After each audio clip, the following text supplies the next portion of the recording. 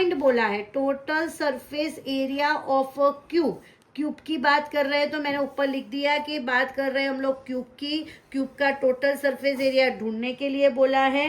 With age मतलब length, with age 6 centimetre, मतलब length दी है आपको 6 सेंटीमीटर और आपको टोटल सरफेस एरिया ढूंढना है क्यूब का।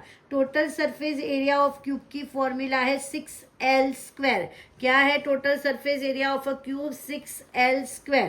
देन 6 ब्रैकेट एज मतलब लेंथ हुई तो 6², देन 6 6 36, 36 इंटू 6 216 सेंटीमीटर स्क्वायर। इतना इजी सम कभी भी छोड़ा नहीं जा सकता। क्लियर? बहुत इजी सम है, सिर्फ आपको फॉर्मूला लिखनी है और फॉर्मूला में वैल्यू पुट करनी है।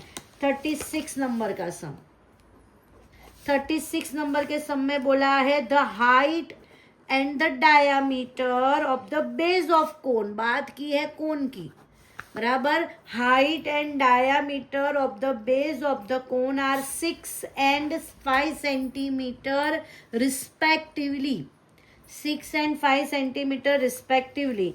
Find the slant height of the cone. क्या बोला है? Find the slant height of the cone. अगर हमें डायामीटर दिया है तो उसका हाफ हो जाएगा हमारा रेडियस।